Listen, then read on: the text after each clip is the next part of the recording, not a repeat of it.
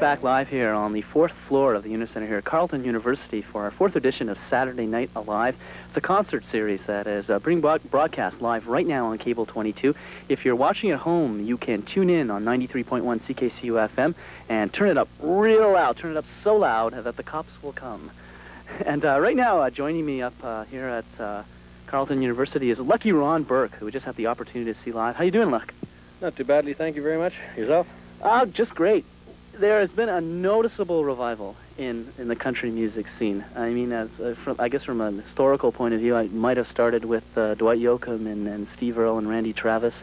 Canada's own Cowboy Junkies have gone to #1 in Canada and are playing in the States. I picked up a Village Voice and they're headlining at the Bottom Line.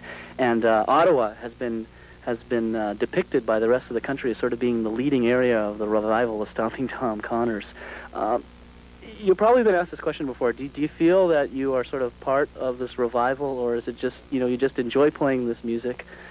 And, do you feel you're sort of part of it? Is that sort of the reason for your popularity, or is it just the music that you like to play and you've been doing this all your life? What does depicted mean? Well, apparently our program director, John Westhaver, here at CKCU FM, was interviewed by the CBC last week about the fact that Ottawa is sort of the leading area. It's, I guess, a perception from the rest of Canada that Ottawa is playing Stomping Tom Connors all the time.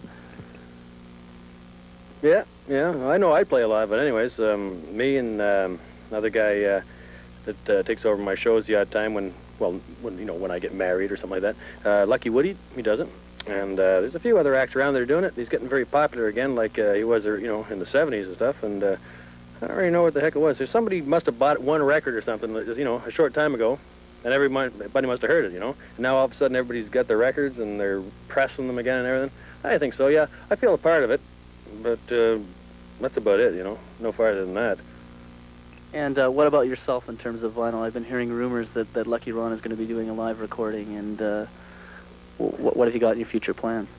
Well, I got a record coming up very shortly. I'd hate to make myself look any stupider by giving you any sort of a date, seeing as how I've been working on the same 3 songs for about, a year ago last August, It's just a matter of when I have the time and when, Dave Bignell has the time to do it. It should be very shortly. We just finished off the studio tracks there about, last week, actually. And all we got to do is get the equipment, bring it down to San Antonio, or what they call it, Mexicali Roses, I believe now.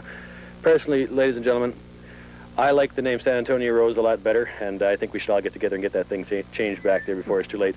But anyways, they're going to bring the machineries down there, and we're going to make a live track of some sort, and then the thing will be ready to go. So maybe by the end of February or very, very, very early March. And for the people who are looking forward to it, will it be cover songs? Will it be originals? Well, there'll be 2 originals on it.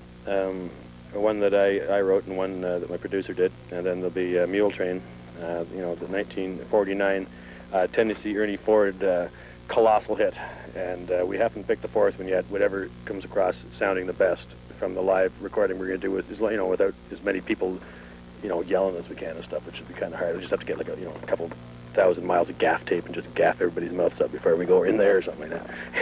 A lot of people know you, obviously, from the gigs that you play the Downstairs Club, and we'll put in a little bit of promotion right in here. If you want to catch a Lucky Ron Burke, then you can see him every Wednesday night at the Downstairs Club, as well as the Saturday Mega Country Matinee, and you can catch him there. A lot of people are familiar with your solo act, but you also play with a lot of other people, and tell us about that. Yeah, before I even started doing this, which I might add too, the 3rd anniversary would be February 6th.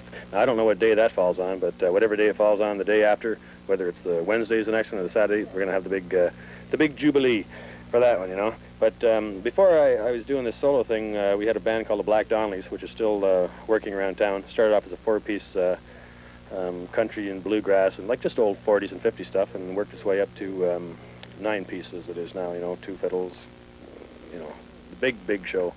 It's good. We like it a lot, and it seems to be very successful. We don't have a heck of a lot of trouble getting any work around town, I guess the obvious question that probably a lot of people ask you, but what do you prefer? Do you prefer playing alone or with the band set up? Well, definitely by playing alone, I find that there's, a lot less people to split the money with. Yeah.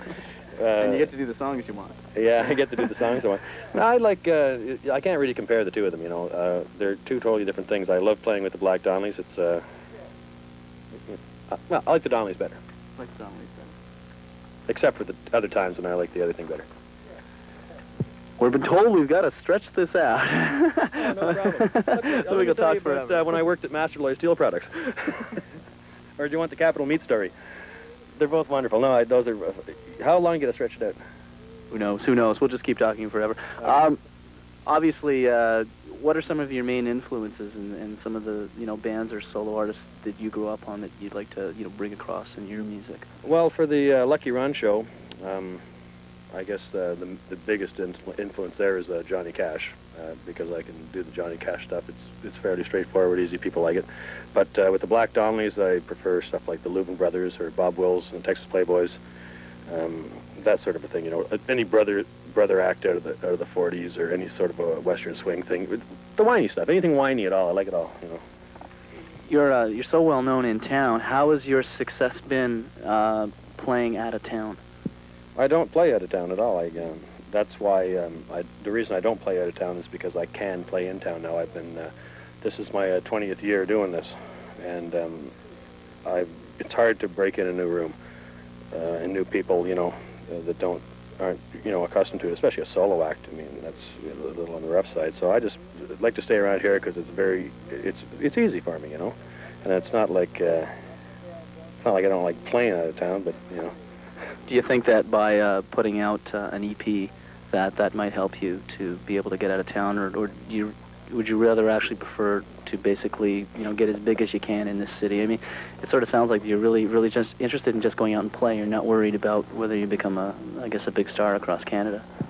Well, if something like that happens, I mean, you can look at it later. But as it is now, I mean, I'm not even going to put my records in the stores. To give you an idea, I'm just going to sell them at the show. I'm not distributing them in any way at all.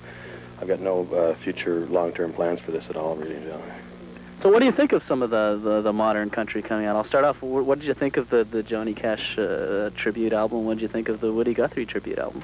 I haven't heard them. I don't buy records, so I don't. It's not. I don't remember the last time I bought a record. I don't listen to a heck of a lot. Well, except for this station, of course. Yeah. We all know everyone listens to CKCU. I don't really keep in touch with the new stuff at all, to be honest with you. Okay. So you're not that familiar with the Steve Earle, Dwight Yoakam, or Bruce Springsteen sort of country stuff? Well, yeah, I did a couple shows with Steve Earle, and I've heard a couple of Dwight Yoakam